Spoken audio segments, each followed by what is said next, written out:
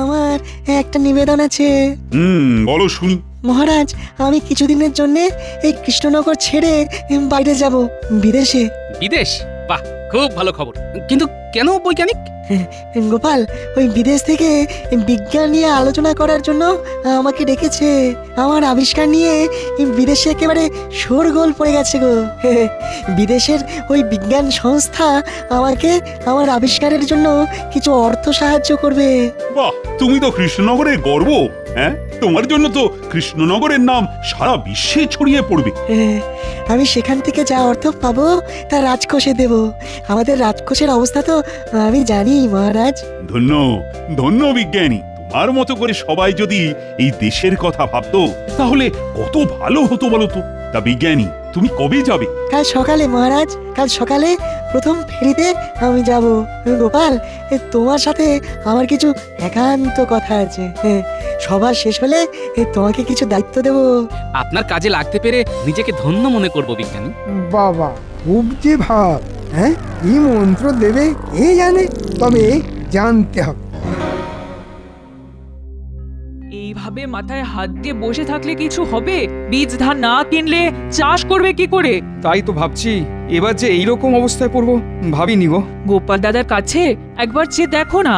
উনি তো মাঝে মধ্যেই আমাদের সাহায্য করেন, কিন্তু এত বেশি টাকা গোপাল দাদা কোথায় পাবে? তবু তবু আজ একবার বলে দেখবো, রাজবাড়ি থেকে ফেরার পথে গোপাল দাদার সাথে দেখা করব। বলুন বিজ্ঞানী, কি বলবেন বলেছিলেন?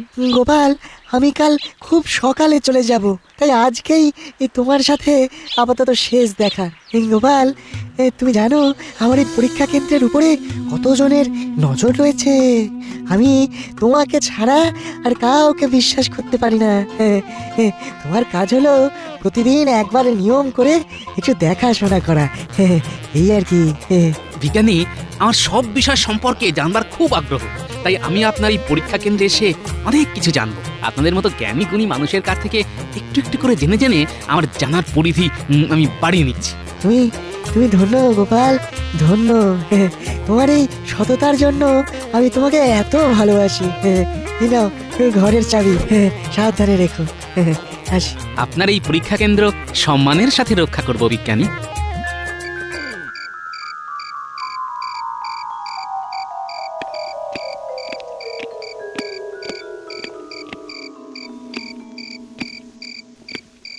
আজ এত দেরি হলো? পুটির বাবা তোমার জন্য অপেক্ষা করতে করতে চলে গেল। পুটির বাবা এসেছিল কেন? এত কিছু বললো না গো। যাই, একটু পুটিদের বাড়ি থেকে ঘুরে আসি, কি দরকার পড়লো দেখি। এই তো এলে, কাল সকালে না হয়ে যাবে? না গো গিন্নি, কেউ বাড়ি বয়ে এসেছিল, নিশ্চয়ই খুব প্রয়োজন। আমি যাবো আর আসবো। ও,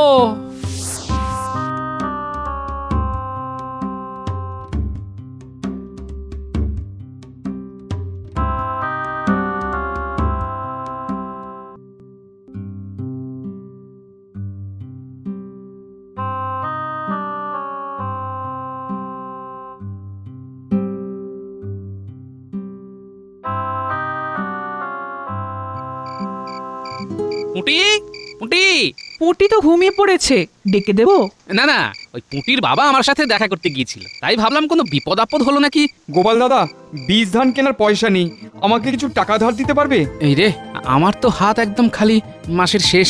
হাতে থাকলে তো আমাকে দ্বিতীয়বার বলতে হতো না। সেটা আমি জানি, তোমার কাছে যখনই চেয়েছি তখনই পেয়েছি। তোমার কাছে থাকলে তুমি দিতে, এইটুকু আমি জানি। আচ্ছা দাঁড়াও, ঠিক আছে, আমি দেখছি মহারাজকে বলে যদি কিছু পাওয়া যায়। ঘাবড়িও না, ঘাবড়িও না। হ্যাঁ, আসি। এই কৃষ্ণনগরে বুদ্ধিমান লোক হলো তিনজন, আমি, বিজ্ঞানী আর এই গোপাল। তাই এতদিন আমার যাবতীয় ফন্দিফিকি নষ্ট হয়েছে গোপালের সাথে লেজুর ওই বিজ্ঞানী ছিল বলে। কাল থেকে গোপাল একা, কাল থেকে লড়াইটা হবে শেয়ানে শেয়ানে, আর বিজ্ঞানী না থাকাটা আমাকে কাজে লাগাতে হবে, বুঝলি?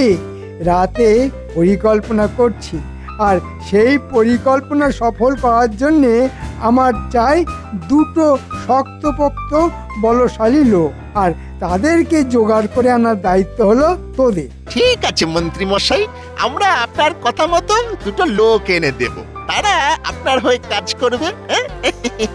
ঠিক আছে, তাহলে তোরা এখন আয়, কালকে লোক দুটোকে নিয়ে এসে আমার সাথে দেখা করার। ঠিক আছে মন্ত্রী মশাই।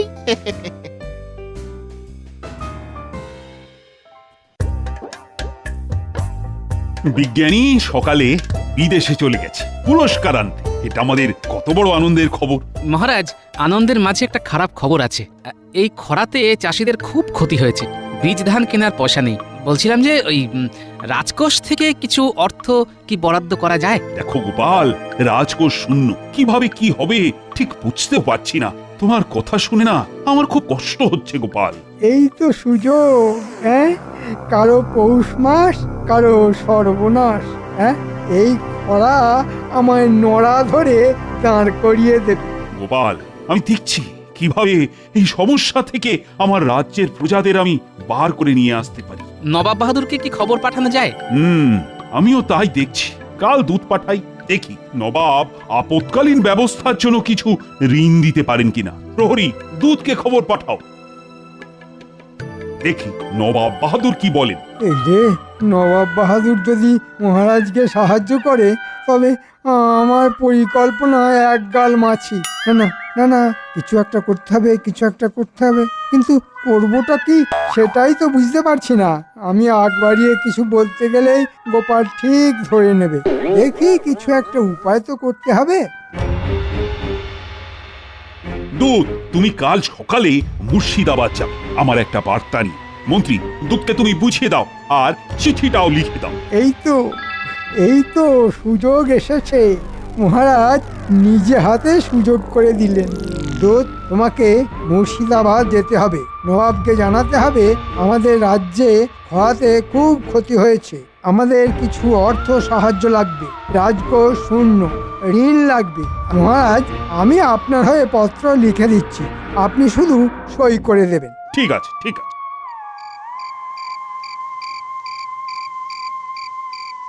আমাদের মন্ত্রীমশাই কাজের লোক চেয়েছেন। তোমাদের এই কৃষ্ণনগরে কেউ চেনে না, সুতরাং তোমরাই কাজটা ঠিকঠাক করতে পারবে। এখন তোমরা আমার সাথে ওই মন্ত্রীমশাইয়ের বাড়ি চলো, বাকি কথা ওই মন্ত্রীমশাই বলবে। ঠিক আছে, চলো ঘটাদা, পয়সা করি ঠিকঠাক পাওয়া যাবে তো? ও নিয়ে তুমি একদম ভেবো না।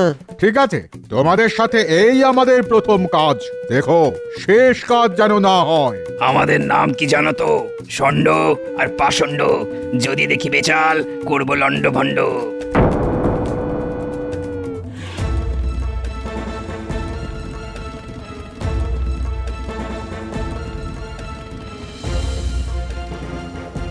মন্ত্রীমশাই, ও মন্ত্রীমশাই, মন্ত্রীমশাই।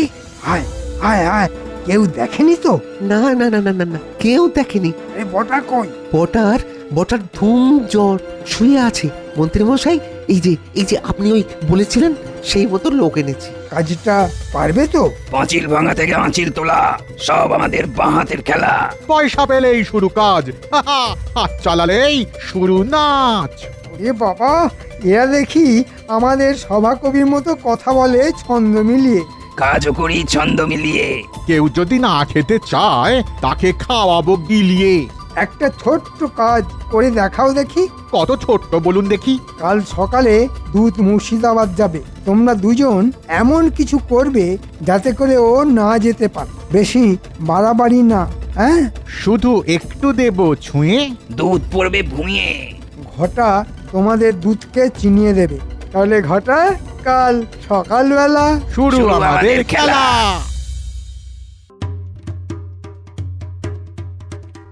এই দুই গাছে বাঁধলাম দড়ি, দেব শুধু টান। দুধ মশাই পড়ে গিয়ে দেবে পিঠ টান।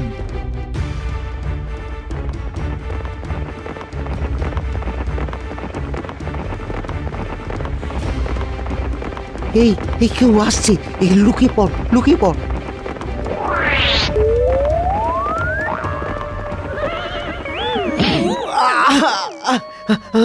ওরে বাবা রে, ও ও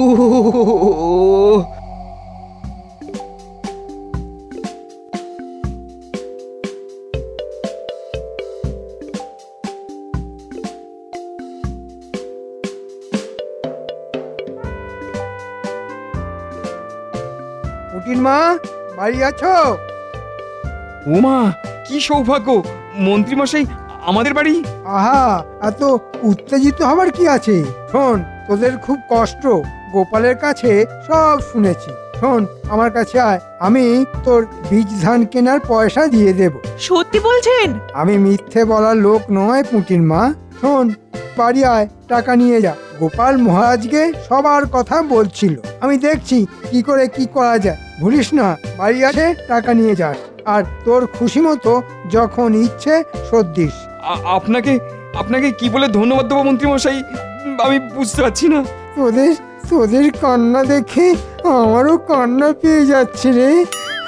আর আমাকে আমাকে আর কাঁদাস না রে।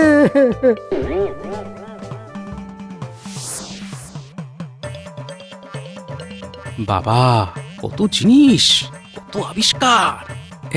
দেখি, হ্যাঁ, আতস কাঁচ। বাবা, এর গুণাগুণ সব লেখা আছে। দেখি তো, দেখি তো বইটাতে কি লেখা আছে। এই কাঁচের মধ্যে দিয়ে ছোট জিনিসকে বড় দেখায়। দেখি তো, ওরে বাবা, কি বড় লাগছে জিনিসগুলো। এটা নিয়ে যাব, বাচ্চাগুলোকে দেখাবো, ওরা খুব মজা পাবে। আর আর কি লিখেছে দেখি দেখি দেখি। হ্যাঁ, সূর্যের আলোকে এক বিন্দুতে রাখলে এটা তাপ উৎপন্ন করে। ওরে বাবা, তাই নাকি? বাইরে কি দেখবো, দেখি তো।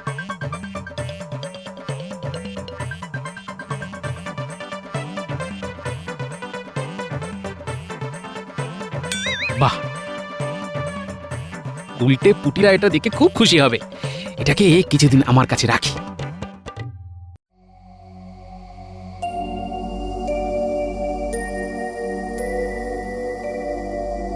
গোপাল, সর্বনাশ হয়েছে। এই দেখো দেখো, দুধের কি হাল হয়েছে। এ কি, কে করেছে? জানি না গো গোপাল দাদা, জানি না, কিছু দেখিনি গো, কিভাবে যে পড়ে গেলাম। উফ উফ বাবা রে। ও ও নাও নাও নাও, তুমি বিশ্রাম নাও, তুমি বরং সুস্থ হও, তারপর দেখছি। ওর সুস্থ হতে হতে না আমি বড় লোক হয়ে যাব। তাহলে এবার কি হবে? দেখছি কাকে পাঠানো যায়। যাকেই পাঠান মহারাজ, সবারই হাল হবে বেহাল। শোন, এই নে, এই লাল পুঁটুলিতে 100 সোনার মোহর আছে। আপনি আপনি ভগবান মন্ত্রীমশাই। নে, এইবার এই কাগজটাতে সই করে দে। কাগজে সই? এই যে টাকাটা দিলাম, একটা কিছু তো আমার কাছে রাখবো। আরে তোর কিসের চিন্তা? বাড়িটা বন্ধক রাখছি না তো। ওরে না না, আমাকে দেখে কি তোর সুদঘর মনে হয়? আমি তো এই রাজ্যের মন্ত্রী, রাজার পর আমিই আছি। নে নে, যা, কাল তাড়াতাড়ি বীজ ধান কিনে চাষাবাদ শুরু কর। তাহলে আমি এখন যাই।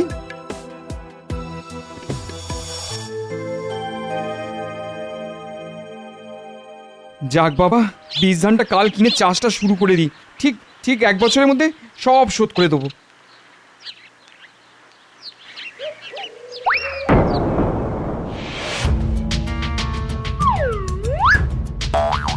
ওই ওই হরি, টাকা নিয়ে ছুটি। সর্বনাশ, এই টাকা নিয়ে চলে গেল, এবার কি হবে? মন্ত্রীমশাই, আমার সর্বনাশ হয়ে গেল, আপনার দেওয়া টাকা ছিনিয়ে নিয়ে গেল, এবার আমার কি হবে? এ কি, এখানে চোর? এ তো ভালো কথা না। দেখছি কাল রাজসভায় আমি এটা নিয়ে বলবো। তুমি শান্ত হয়ে বাড়ি যাও, আমি দেখছি। আয় আয় আয় আয় আয় আয়। এবার কি খাবো? বাড়িতে বাড়িতে কি বা খেতে দেবো?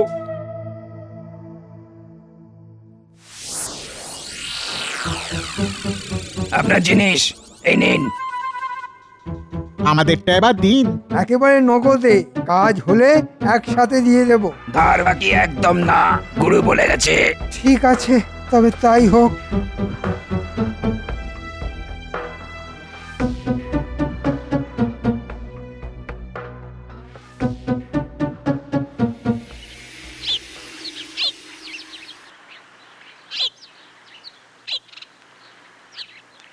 কি গো পুটির বাবা, এভাবে বসে আছো কেন? কপাল কপাল গোপাল দাদা, মন্ত্রীমশাই আমাকে 100 মোহরের একটা পুঁটলি দিলেন বীজ ধান কেনার জন্য, সেটাও ছিনতাই হয়ে গেল। একটা একটা করে বলো, একটা করে বলো, কে টাকা দিয়েছে? মন্ত্রীমশাই। বাহ, তবে তো ভালো, মন্ত্রীমশাই বদলে গেছেন তাহলে। কিন্তু ছিনতাই হলো কিভাবে? মন্ত্রীমশাই বাড়ি থেকে বেরিয়ে কিছু দূর গেছি, আচমকা দুজন বেশ সন্না মতন লোক আমার হাত থেকে মোহরের পুটলিটা নিয়ে চলে গেল। এবার মন্ত্রীমশাই ঋণ আমি শোধ করবো কি করে? দেখছি, ওটা নিয়ে ভেবো না, বুঝিয়ে বলা যাবে কোন। তুমি এখন বাড়ি যাও, আমি মহারাজকে বিষয়টা জানাচ্ছি। যাও যাও যাও, বাড়ি যাও, বাড়ি যাও। মহারাজ, আমাদের কৃষ্ণনগরে দুজন চোরের আবির্ভাব হয়েছে। তারা কাল পুঁটির বাবার কাছ থেকে মন্ত্রীমশাইয়ের দেওয়া মোহরের পুঁটলি ছিনতাই করে নিয়ে চলে গেছে। এবার কি হবে? ভাবনায় ভাবনায় কি দিন যাবে। গোপাল, কি করি বলো তো? একে রাজকোষ শূন্য, খরায় সব শেষ। এর মধ্যে যদি ছিনতাইবাজ এসে আমার গরিব প্রজাদের চুরি করে নিয়ে যায়, তবে তারা খাবেটা কি? না না না, এ আমি কিছুতেই বরদাস্ত করব না। কিছু একটা করতেই হবে। কিন্তু মন্ত্রীর আসতে এত দেরি হচ্ছে কেন? এই যে, তুমি কোথায় ছিলে বলো তো মন্ত্রী? কি ভয়ঙ্কর ঘটনা ঘটে গেছে জানো? আমি সব জানি মহারাজ। কাল পুঁটির বাবা আমার কাছে এসেছিল। আমি বীজ ধান কেনার জন্য ওকে 100 মোহর দিয়েছিলাম। কি করা যায় মন্ত্রীমশাই? এভাবে তো চলতে পারে না। গোপাল, আমি এটা নিয়ে খুব চিন্তিত। এদিকে ভোলা ময়রার বড় মেয়ের বিয়ে, হাতে টাকা নেই। আমি আবার কিছু টাকা দিয়ে এলাম। ধন্য ধন্য মন্ত্রী, আমি এক সময় তোমাকে কত খারাপ কথা বলেছি। আজ আজ মনটা সেজন্য খুব খারাপ লাগছে। সে তো দোষ করেছিলাম, তাই গালমন্দ করেছিলেন। আমাকেও ক্ষমা করে দিন মন্ত্রীমশাই, আমিও অনেক খারাপ কথা বলেছি। ভুলে গেছি সব গোপাল। এই মুহূর্তে আমাদের রাজ্য খুব খারাপ অবস্থার মধ্য দিয়ে চলছে। এখন পুরনো কিছু মনে করার সময় নেই। আমাদের একজোট হয়ে লড়তে হবে। আপনি ঠিক কথাই বলেছেন, আমাদের একসাথে একজোট হয়ে কাজ করতে হবে। ওই ছিনতাইবাজ লোক দুটোকে ধরতে হবে যত তাড়াতাড়ি সম্ভব।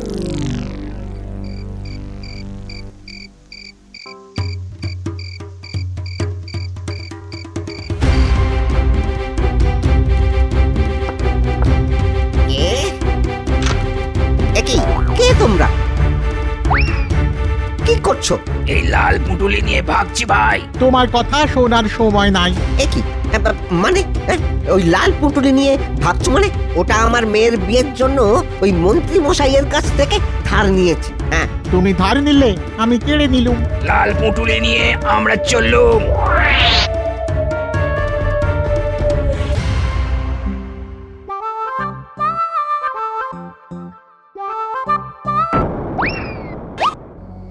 আরে, ওটা তো ঘটা, সাথে ও দুটোকে নতুন মনে হচ্ছে। শুনতে হবে কি বলছে, রহস্য ওখানেই আছে। শোনো, মন্ত্রীমশাই বলেছেন আজ থেকে কয়েকদিন চুপ করে থাকো। যা কাগজপত্র আছে তা যথেষ্ট। মন্ত্রীমশাইয়ের সামনের ঘরের টেবিলে সবার জমির কাগজ আছে। তাই বলছি কিছুদিন চুপ করে থাকো। চুপ করে কি হবে? চুরি আমাদের করতে হবে। মন্ত্রী টাকা না দিলে চুরিটা করবে কি করে? ও, তাহলে এই ব্যাপার। সন্দেহ আমার অনেক দিন আগেই হয়েছে, প্রমাণ পাচ্ছিলাম না। আজ প্রমাণ হাতে এসে গেল। চলো মন বৃন্দাবন, আতশ কাচের খেলা দেখাই এখন।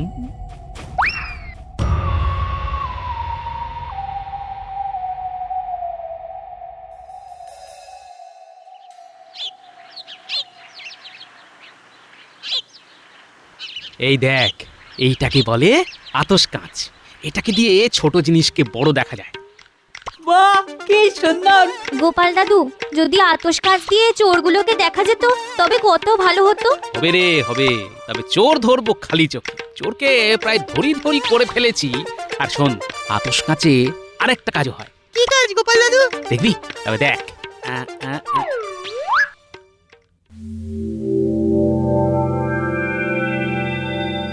ওরে বাস! একটা কথা বলি, তোরা একটু তোদের চোখ কান খোলা রাখ। কোনো অপরিচিত লোককে আমাদের এলাকায় দেখলেই সাথে সাথে খবর দিবি। চলি রে।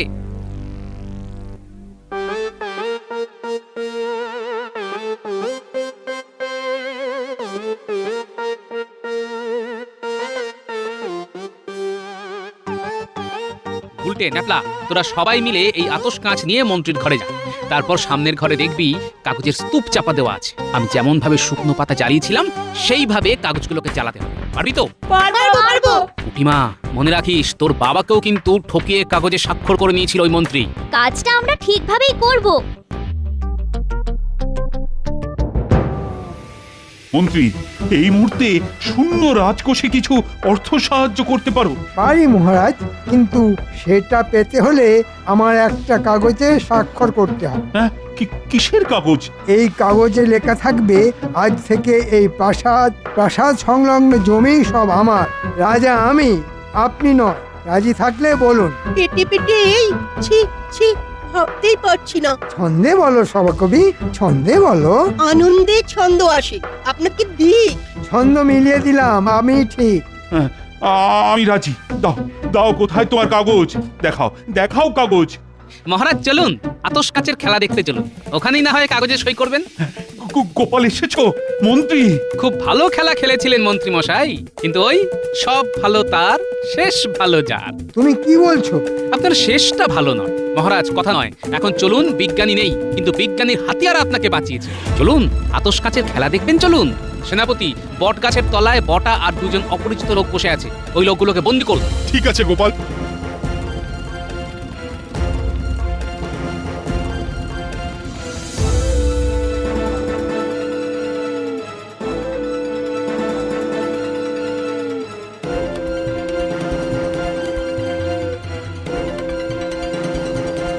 খুব দারুণ পরিকল্পনা করেছিলেন, ভালো সাজলেন।